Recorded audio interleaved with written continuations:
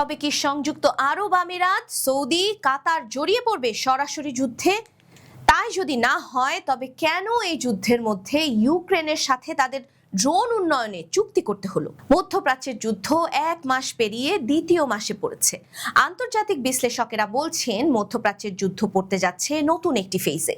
যুদ্ধটা ইরান ইসরায়েলের আর আমেরিকার সাথে হলেও ইরান যতটা হামলা ইসরায়েলের দিকে করছে তার চেয়ে অনেক বেশি ড্রোন মিসাইল দিয়ে আক্রমণ করেছে উপসাগরীয় দেশ আমিরাত, সৌদি, কুয়েত, কাতার আর বাহরাইনে।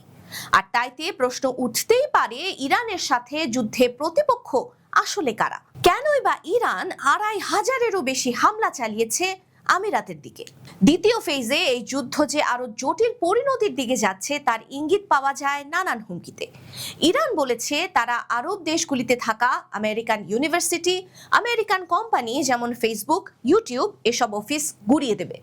অন্যদিকে আমেরিকা সীমিত পরিসরে স্থল অভিযান, শার্ক দ্বীপ দখল আর পানি শোধনাগারে হামলার হুমকি দিচ্ছে।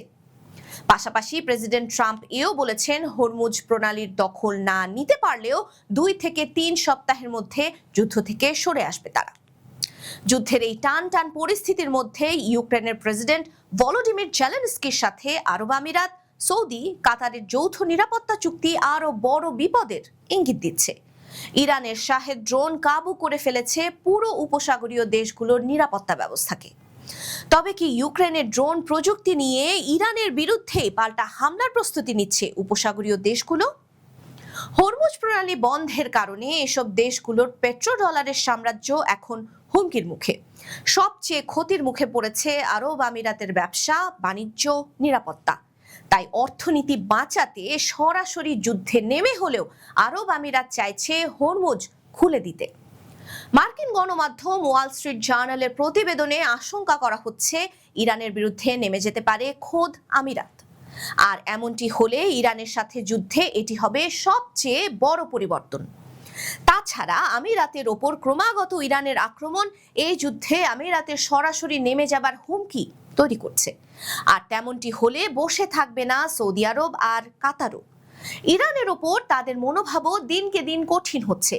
দেশগুলি মার্কিনীদের চাপ দিয়ে ইরানের সরকার পরিবর্তনের চেষ্টায় কাজ করে যাচ্ছে নিরলস। এর মাঝে ইউক্রেনের সাথে নিরাপত্তা চুক্তি আরো খারাপ কিছুর ইঙ্গিত দিচ্ছে। আমিরাতের জন্য এই যুদ্ধে জড়িয়ে পড়ার সিদ্ধান্ত নেওয়া অত্যন্ত কঠিন হলেও সরাসরি যুদ্ধের ঝুঁকি নেওয়াটা যুক্তিযুক্ত বলেই মনে করছে অন্যান্য আরব দেশগুলো। যদিও আন্তর্জাতিক বিশ্লেষকদের আশঙ্কা, অর্থনৈতিক চাপের মুখে থাকা আমিরাত এই যুদ্ধে সরাসরি জড়িয়ে পড়লে অপ্রত্যাশিত ভবিষ্যতের মুখে পড়বে দেশের নাগরিক আর লক্ষ লক্ষ প্রবাসীরা।